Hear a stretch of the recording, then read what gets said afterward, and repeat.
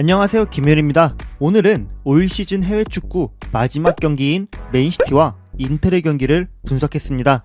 맨시티가 1대0으로 승리하면서 아슬아슬하게 승리한 결과가 되었죠. 물론 인자기가 맨시티 상대로 전술 준비를 굉장히 잘 해온 점도 있지만 펩은 이번 경기에서도 평소와는 조금 다른 전술을 준비했습니다. 완전히 결이 다른 전술을 준비한 건 아니지만 평소 활용하던 전술에 조금 변주를 주는 선택을 했습니다. 이 변화에는 존 스톤스 움직임에 변화가 있었는데요. 이번 경기 터치맵과 히트맵을 보면 존 스톤스가 중원에서 중심을 잡아주는 게 아니라 우측면 하프스페이스 공간에서 있었던 흔적이 꽤 있죠. 이번 경기는 맨시티가 첼시와의 경기에서 구성한 중원과 꽤 유사하게 이루어졌습니다. 이런 형태를 인텔에는 1대1로 견제할 수 있는 형태를 잘 구축했기 때문에 꽤 대등한 경기를 할 수 있었죠. 그래서 오늘 분석에서는 맨시티가 전술에 약간 변주를 준 이유와 조금 더 유리하게 풀 수 있었던 방식에 대해서 짚어볼 거고요. 인텔에는 수비 구조와 빌드업 할 때 맨시티가 어떤 식으로 수비했는지를 짚어보려고 합니다. 맨시티와 인텔에는 3-5-2 형태에 가깝게 경기를 준비했습니다. 맨시티 후방 빌드업 상황부터 보면 맨시티가 3-2-4-1 형태에서 이렇게 위치했다면 이번 경기는 스톤스를 올린 채로 이런 식의 빌드업 구조가 나왔습니다. 이런 형태에서 귄도안이 홀란드 밑에 세컨 자리에 끼고 양쪽 윙어가 높은 위치까지 도달하는 형태로 위치했는데요. 이에 대해 인테르는 5-3-2 형태가 아니라 4-2-3-1 형태에 가깝게 위치했습니다. 인테르가 수비 상황에서 이 형태로 뚜렷하게 유지해서 수비하려는 건 아니었는데요. 라우타로는 제코랑 투톱처럼 위치하는 게 아니라 왼쪽 사이드 쪽으로 빠져서 마치 윙어가 수비하는 포지셔닝을 가져갔죠.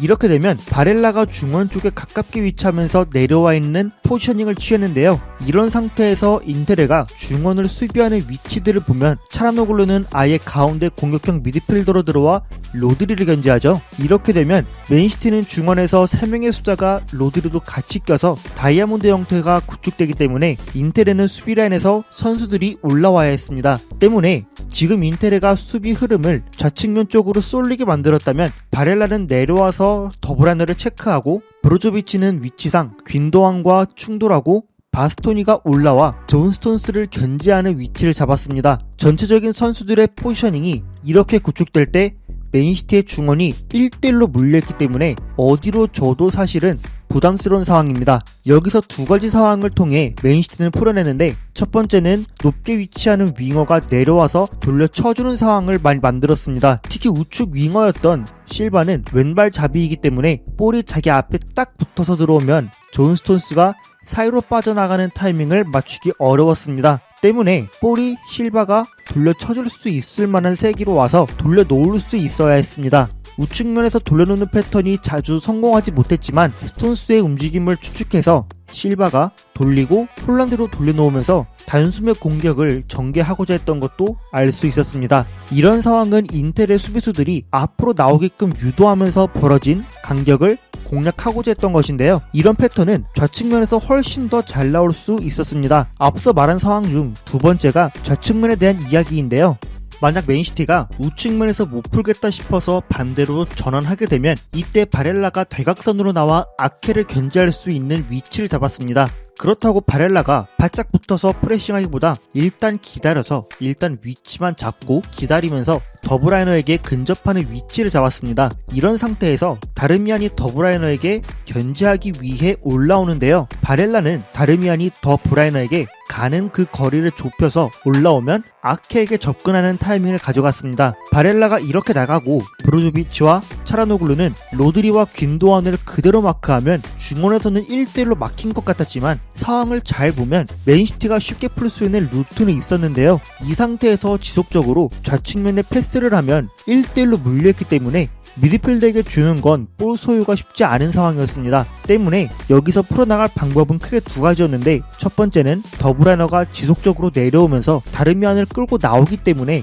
인텔의 수비라인 간격이 넓어진 틈을 생기게 할 수밖에 없었습니다. 그래서 이 틈을 활용하기 위해 세컨드 자리에 있는 선수를 활용하면서 사이 틈으로 침투하는 그릴리쉬에게 내주거나 더블라이너가 내려온 채로도 앞으로 돌려칠 수 있는 선수이기 때문에 그릴리쉬에게 내주는 패턴을 가져갈 수 있었습니다. 이 패턴이 어쩌다가 우당탕탕 전개가 되어도 최소한 2선이 오픈된 상태에서 공격을 전개할 수 있었던 것이죠. 이제 두 번째로 넘어가서 아케가 볼을 소유한 상태를 다시 보면 바렐라가 나오고 두 미드필더가 이렇게 묶여있을 때 다르미안이 나와있죠. 근데 인텔의 양쪽에 있는 스토퍼들은 맨시티가 공격을 전개하는 지역에서는 맞춰서 나오지만 반대편에 있을 때는 나오지 않는 상황들이 많았습니다. 만약 이렇게 나오게 되면 넓은 5백 라인에 공간들이 나오기 때문에 반대편은 밸런스를 지키는 건데요. 때문에 존 스톤스가 반대편 스페이스에 프리하게 나올 수 있었습니다. 더군다나 라우타로가 좌측 윙어 자리에 위치하더라도 센터백을 견제하는 거지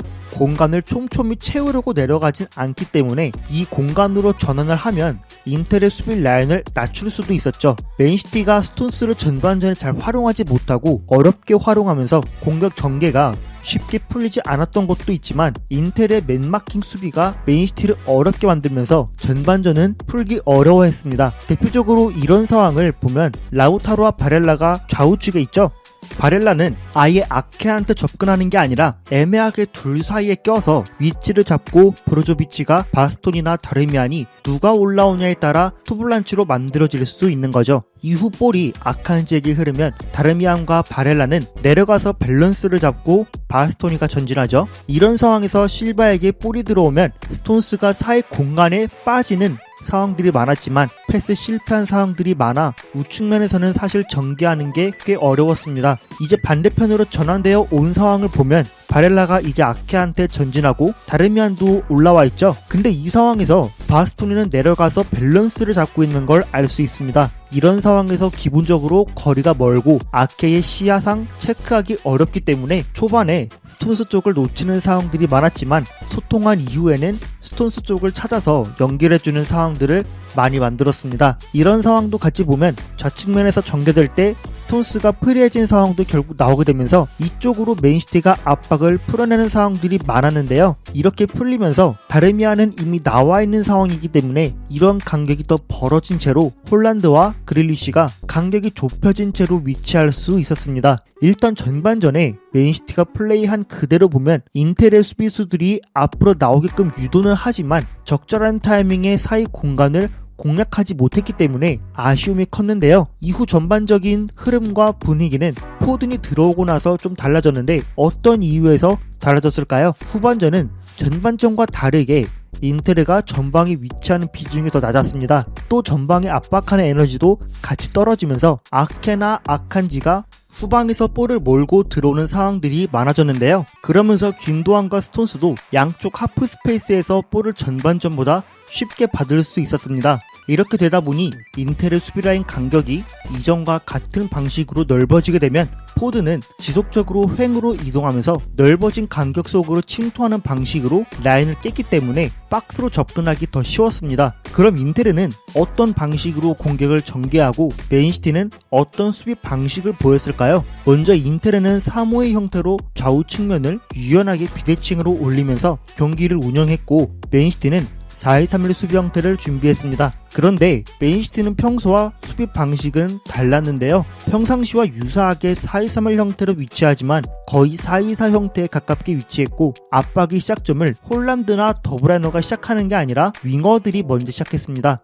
윙어들은 마주하는 선수가 인텔의 윙백이기 때문에 윙백에게 가는 패스 루트를 차단하면서 반대로 몰아가는 움직임을 보였는데요. 이 움직임은 주로 실바가 먼저 시작해 아체르비의 왼발을 압박하는 그림을 그렸다는 걸 간접적으로 생각할 수 있었습니다. 그럼 왜 윙어들이 먼저 채널링을 시작했을까요? 그 이유는 인텔의 중원에 대해 생각해 볼 필요가 있습니다. 만약 오나나까지 빌드업에 가담한다면 아체르비는 브로조비치와 같은 선상에 위치하게 되는데요.